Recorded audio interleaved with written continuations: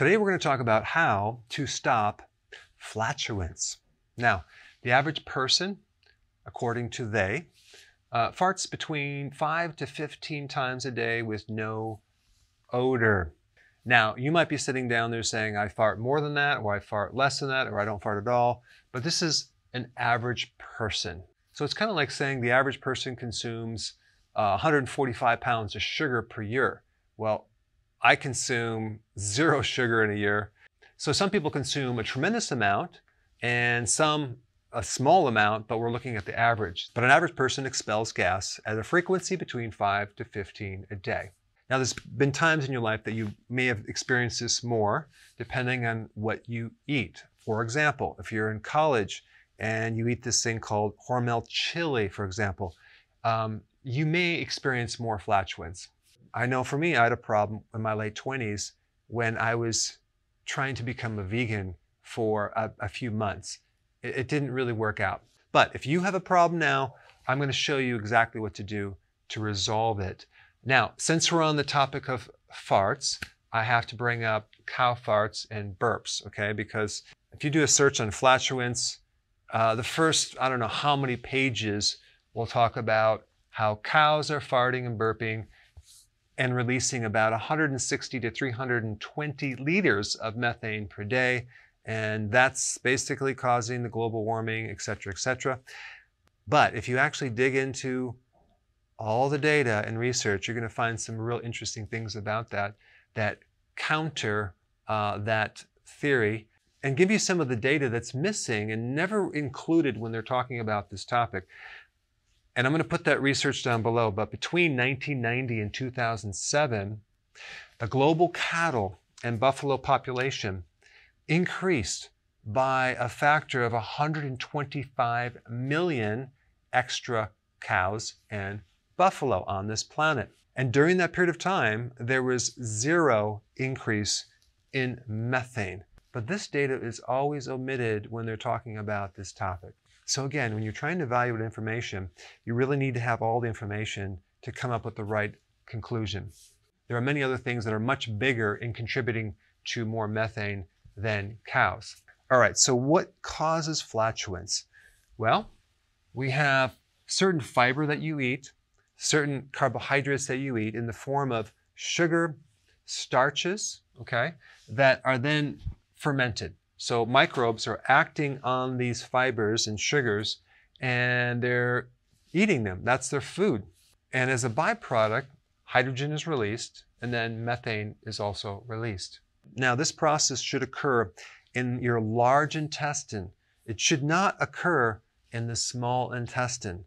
When it does, you get what's called SIBO, small intestinal bacterial overgrowth, and that can create a lot of gas and a lot of problems. And one of the causes for SIBO is a lack of stomach acid. In fact, one of the big causes of gas in general is a lack of stomach acid. As we get older, we lose the acidity in our stomach. If we take antibiotics, we start losing the stomach acid. If we take antacids, we lose the stomach acid. There's a lot of things that we're exposed to that can contribute to less stomach acid. Now, if we don't have the right pH in our stomach, between like 1 and 3, which is very, very acidic, food gets undigested. And if it's undigested, everything below the stomach has a more difficult time breaking that food down. And that creates all sorts of strain and stress on the enzyme production from your pancreas, from the gallbladder releasing bile, from the small intestine to do its work. And then you can start getting fermentation in the small intestine. And again, that's called SIBO. And this is where a person starts consuming fiber, okay, even from vegetables, and they really just blow up like a balloon. And they're confused because they're saying, well, I'm eating this good, healthy food. Why do I feel so bad? They can have very severe bloating and pain and very severe gas. It's simply because you have these bacteria that are in the wrong place and we're getting fermentation in the wrong place. So here's the solution to lack of stomach acid. Betaine hydrochloride. The chloride contributes and improves the hydrochloric acid, okay? So this breaks down and helps you build up your stomach acid. It works great. These come in tablets. You can take a couple, okay, it might make a slight difference, but I always recommend take a little bit more because sometimes you might need 6, 7, 8 at a time to create the effect that you want, especially in the beginning. And over time, you'll need less and less and less because your body will start just making more to the point where you won't need any help building your stomach acid. And I also recommend a couple herbs that are really good for digestion. Ginger, really, really good for not just helping you with gas, but to help release bile, to help release enzymes, and also to help with any type of spasms going on in the small intestine or tightness. So it just allows you to relax more in that area so you can digest. Any type of mint is really good for digestion, and fennel. Now, what about apple cider vinegar? Is that good? Well, if you actually look up some of the credible sites on Google, it'll tell you there's no research that says that drinking apple cider vinegar will help you with digestion. But my opinion is I don't really care if there's a study or not. I know it works. I've done it myself. I've given it to my patients. It works on a lot of people. And who's going to spend the money on the research on apple cider vinegar? Unless you own an apple cider vinegar company, no one's going to spend that money. Instead, most of the money in researching digestive problems is going to be funded by medication. Who can afford to spend money on research on digestive problems?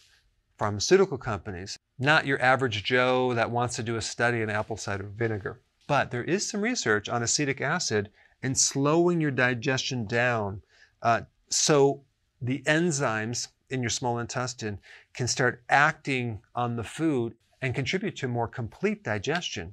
And so the faster the food goes through your digestive system, the less complete the digestion is going to be. I mean, just think about if someone has diarrhea, right? Food could go right through you undigested.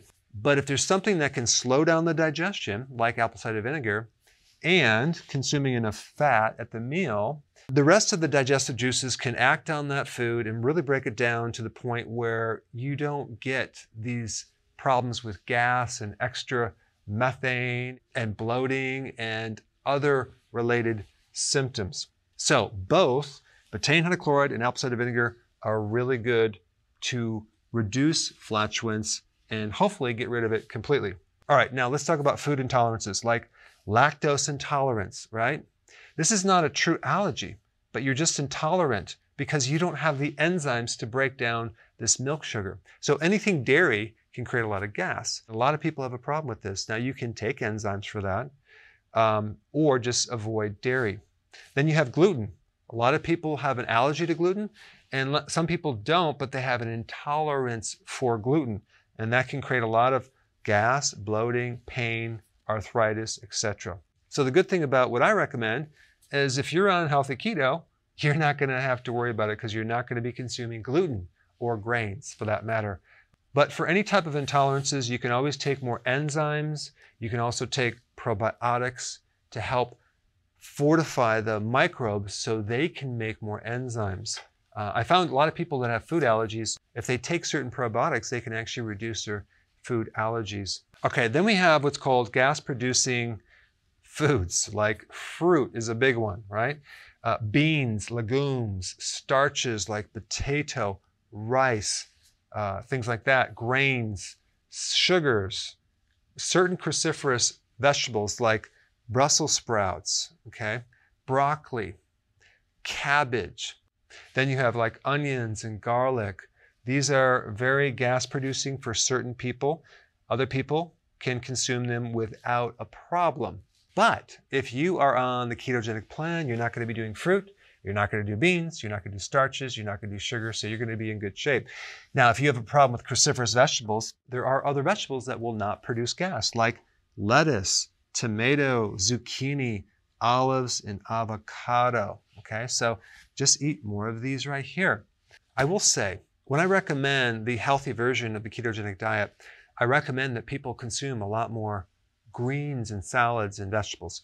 However, for some people, they don't have the microbes to handle that much fiber. So you want to go slow and you want to gradually go into it. But a good percentage of the people just jump right in. They have a really big salad each day and there's no problem. but the benefit of the fiber to feed the microbes, as well as the potassium, the magnesium, the vitamin C, and all those phytonutrients can greatly help a person and take their health to a whole new level. All right, number 4, sugar alcohols.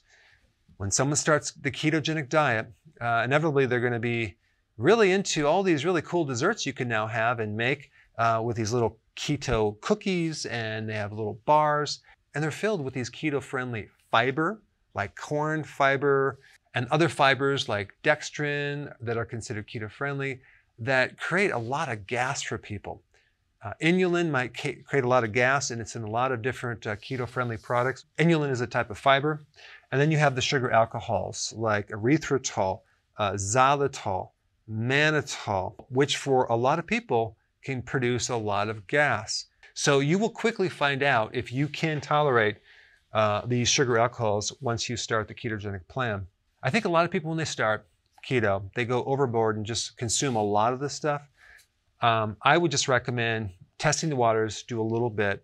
I use xylitol, non-GMO, on a regular basis in my coffee. I'll just have one in my coffee each day. I'm good. It creates no problem whatsoever. But I just wanted to bring up sugar alcohols because that is definitely one source of flatulence. Number 5, chewing gum, especially if you have your mouth open, you can be swallowing a lot of air. Eating with your mouth open, okay, you can swallow a lot of air, and that could end up with some gas. So eat with your mouth closed, and if you're going to chew gum, keep your mouth closed. All right, number 6, carbonation, right?